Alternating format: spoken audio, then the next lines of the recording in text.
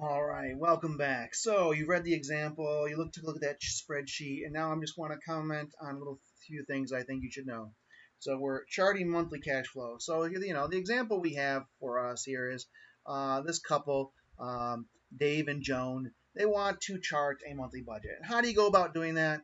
Well, you got to kind of get a sense of what your income is, and that's all your income, right? That's your primary job, your secondary job, maybe your third job. It includes your unemployment benefits if you have any. It includes Social Security check that you got coming in, interest you got coming in, dividends, child support, alimony, annuity income, gifts. All those sources of income go on your cash flow analysis as part of your budget, right? And then you also got to identify all your fixed expenses. Now, what are fixed expenses? Fixed expenses are kind of important because you want to distinguish them from your variable expenses. Fixed expenses are the ones where the price doesn't change, right? It's just the same amount month to month. So your rent is usually the same amount every month. Loan payment, same amount every month. Insurance premiums, same amount every month. It doesn't really vary. What's nice about fixed expenditures is that you kind of can predict them more. You can plan better when things are fixed. Then you got those variable expenses, right? The ones that aren't the same from month to month. Your electric bill changes as you use more electricity. Your gas bill changes, and it's a lot higher in the wintertime than it is in the summer because in the wintertime you're trying to heat your house usually with gas. If you heat with electric, then your electric bill goes crazy. In the wintertime as you're trying to heat your home, right? And then, of course, you also want to think about, so after you've figured out what your income to outgoing is, you can kind of get an idea of how much you're saving. Pardon me. So, all right, so you looked at that spreadsheet, and you see that Dave and Joan here combined after-tax income is $5,600 a month from their primary job. So that sounds like a whole lot of money, but I mean, if they've got a lot of expenses, as you can see, they got quite a few expenses, right? They're paying $2,400 for rent. They got $800 a month for grocery bill. They got car loan payments, education loan payments. All sorts of stuff going on here. So if you look at that spreadsheet now, um, you've got the income. You see that together, their primary employment, they make $5,600 a month. Together, their secondary employment together looks like $500 a month for some kind of secondary employment. And then so look at the difference between like the kinds of things that go into fixed expenses, right? Rent and mortgage. Maybe I should show you what I'm looking at, right? I think that'd be a good idea. Let me try to. All right, so I've got to warn you now. It's about to get wavy. Woo! I like that. Okay. Um, if I've done everything right, wait, no, my big head is in the way. So I am going to have to change my big head and put me in the corner here with a little bit of video magic. You see how I'm doing this? You see how I'm doing this? Look at that. Look at that. Isn't that clever? Okay, we're going to go back to doing it. All right, there we are.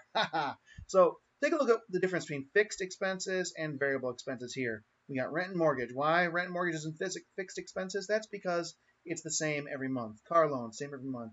Education loan. Notice there's lots of loans and insurance kind of payments going on here. Fixed expenses. And then they got their variable, right? Your grocery bill goes up and down. Every month it goes up and down. Sometimes a little more, sometimes a little less.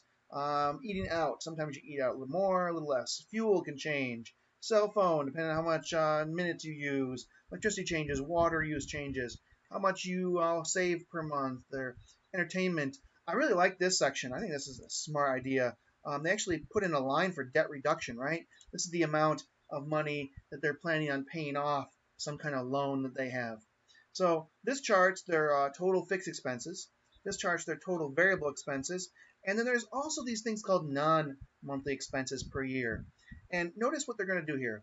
They're going to mark these. So these are all their per year expenses. They're going to budget $600 a year for medical, dental, $700 a year for auto. Your car breaks down, home related kind of expenses, fix the washing machine, life insurance, tuition for school, vacation. This is where you budget in, these kinds of things. Your vacation, gifts, contributions, repairs, taxes, and other. They left that blank. Okay. So they took what they did was they added up all these non-monthly expenses that don't occur monthly, And then they found out that just a nice even number, 12 grand. Okay, 12 grand. You see what they do though? What they do is they then divide that by 12, and they find out that for all of their non-monthly expenses, they need to budget $1,000 a month for their non-monthly expenses. You see how that works?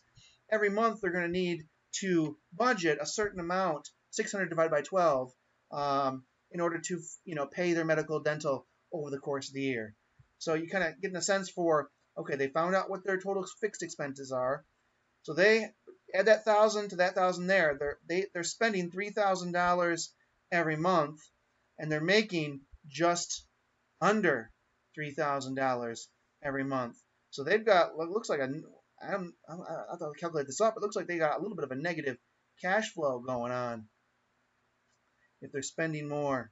I guess they're going to have to take some money out of maybe gifts or something, spend a little money on, or less money on the vacation or something like that. They're going to have to kind of adjust what's going on here. Yeah. So that's what's going on. That's that. Okay. So now you see. Oh, let me turn that off. Video capture device. No, I don't want that. Display capture. There we go. I'm back in the library in the study. Okay. Well, that's all I want to do. I want to just explain to you what you were seeing so you understood what was going on. All right. And then we're gonna move on. I'm gonna ask you a little question. Make sure you understand how this is working. Right. I'm gonna ask you. What should I ask? Okay. Suppose the cash flow had been negative 160. What advice might you give to Dave and Joan, right?